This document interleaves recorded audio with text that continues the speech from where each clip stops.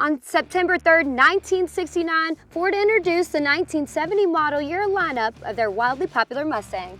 The models included the hardtop, the convertible, a fastback styled sports roof, the Boss 302 and the Boss 429, and this model, the Mach I.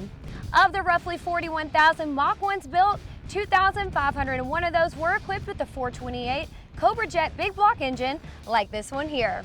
I'm Amanda Mertz. And I'm Paul Ranney. And today on GearHeadTour, we're going to take you on a trip back in time with this gorgeous blue classic American muscle car.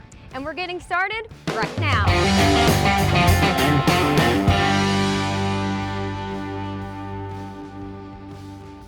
Welcome to GearHeadTour. If this is your first time watching our show and you love cars and trucks as much as we do, subscribe to our channel and click the bell button to get notified when we post new content. And if you're a returning viewer, welcome back to the show. The Mach I Mustang first appeared as a 1969 model year car. The performance wars of the late 1960s were in full swing. Chevy, Dodge, and Ford were all battling for performance superiority. The Boss 302, Boss 429, and the Mach I performance packages were Ford's answer to the ever-growing popularity of the Camaro, which was actually GM's answer to the Ford Mustang. And of course, somewhere out there, Dodge and Plymouth were churning out big performance package cars like crazy. Back when the car debuted, a gallon of gas would set you back about 35 cents. With the price of gas being relatively reasonable for the time, why wouldn't you stuff a 7-liter engine under the hood? And that's just what Ford did. There are several engine options available in the Mach I for 1970. The standard issue was a 351 cubic inch Windsor engine to a 2-barrel carburetor. Buyers could upgrade to a 351 Cleveland with a 4-barrel carb. Or you could jump the displacement up to a whopping 428 cubic engines in either the Cobra Jet or Super Cobra Jet versions. So this particular car is the Q Code 428 Cobra Jet. Its 10.6:1 compression ratio and overhead valve cast iron construction provided it with 335 horsepower and 440 pounds of torque. Now all that was piped out the back through a throaty dual exhaust system. So in 1970, if you had $3,300 and a desire to rattle your neighbor's windows, this car could get the job done. In 1970, you could still order a car that was optioned the way you wanted it. The Mach I was no exception. With 6 different engine choices, 5 available transmissions, and 10 different axle combinations, you could cobble together your muscle car dream machine and then wrap it in any one of the different paint options. There were 4 colors of blue, including this one in medium bright blue. Now this particular car originally came from the factory painted in medium lime green. Somewhere in the car's history, someone made the choice to change the color. Do you think that was a good move, or would you have stuck with the original green? Let us know in the comments below. The styling of the 1970 Mach I was refreshed from the previous model year. Some might say it was toned down a bit. The 4-headlight configuration of the 69 model was changed to a 2-headlight version you see here. The race car inspired hood pins of the 69 were replaced with a more conservative hood latch. The rear taillights that once protruded from the concave rear panel were replaced with recessed taillights, but the panel received a new honeycomb-style upgrade. A pop-off style gas cap replaced the former screw cap version of the previous year. The non-functional side vents from the 69 were completely removed from the 1970 model. A couple other options that this Mach I includes is the rear window louvers and the rear deck spoiler. The 1970 model year sales saw a downtick from the previous year. And today that makes this model a little bit more collectible than the previous year. And who could blame anyone for wanting to collect one of these really great examples of a classic American muscle car? Should we take a look at the interior? Let's do it. The Mach I's interior was kept fairly simple. It said that Ford relied on the feel of the cockpit in its design. The dash featured a 4-dial instrument panel and little else. There were high back bucket seats, a center console. The fabric came in just a few styles. The dash and molded door panels were clad with a faux wood grain when optioned that way. They don't use enough wood grain on cars these days. I think we're trying to save trees, right? A chrome T-handle shifter would be found on the automatics, while a more traditional ball shifter would be seen on those models with a manual transmission. Let's take it for a ride. Let's go.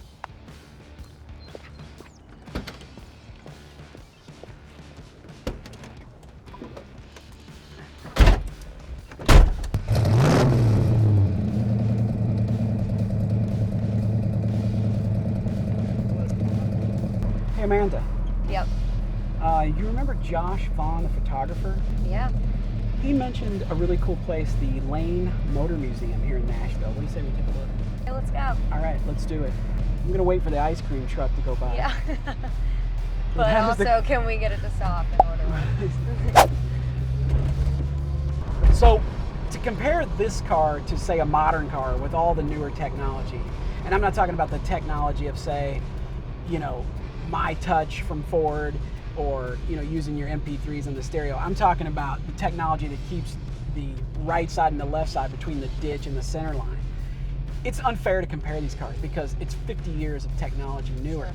Well, the car's clunky, you know, it's plagued by body roll. The brakes are, you know, really not confidence inspiring that you're actually going to live through any trip between point A and point B. Yeah. It's old. It's like that. And I think that that's part of why you're seeing some trend of resto mods and putting these modern underpinnings underneath these cars. This car, when it was new and it was being reviewed by magazines, you know, Carcraft and Hot Rod, you know, whatever magazines existed in the day, they would talk about a lot of these problems with the performance of this particular car, yep. Especially with regard to, say, for example, the weight. This car is 3 inches longer than, say, the 68 Mustang. Mm-hmm. It made the front end longer. Now, it looks really cool, but that added more weight to the front end. Yep. And this car is 59% of the weight over top of the front wheels. Right. With that big, heavy 428 Cobra Jet up there. And so, what do you get from that? Well, with all that weight up front, it means the rear end can't connect the power to the ground. Yep. So, if you want to do a nice smoky burnout, it's pretty, you know, it's fun times. But, you know, trying to plant this car in a good launch, you know, on a drag strip is not the greatest. Yeah, but I mean, even so, the car would go from 0 to 60 in 5.7 seconds. So, still a lot of speed, very quick. 14-second quarter mile, it was respectable for the day. Yeah. The top speed on this car was rated about 115 miles an hour. Of course, that's because it has that low gear in ratio, mm-hmm. which, you know, is going to slow you down on your top end. Of course, you get there a lot faster. I mean, even at 50 years old, this car is just still as cool as it can be. Yeah. Turn heads for sure. I mean, just as many as you would if you were driving a Porsche. Definitely. But it would really benefit from some modern upgrades. Think the C10 truck from Kevin Tate's garage last week. You can check that video out in the link above. But, you know, muscle cars I think are more just about nostalgia. Definitely. I mean, this car is just cool. I have a soft spot for this car. My father used to have one. I used to go cruising with him. Yep. I had a 69 convertible. He had the 70 Mach I. His was beautiful, and we just had great times and great memories. So stick around to the end of this video if you want to see some more really great beauty shots of this car. And as always, you know, subscribe to the channel, click the notification bell. You'll get notified anytime we put up new content. If you like this video, go ahead and show us some love. Hit that like button. And if you have any comments about anything you've seen, go ahead and let us know too. We'll see you next time. Thanks again for watching. Watch out. So, oh, sorry, I didn't mean to honk the horn. That's what I mean. I didn't mean to honk the horn.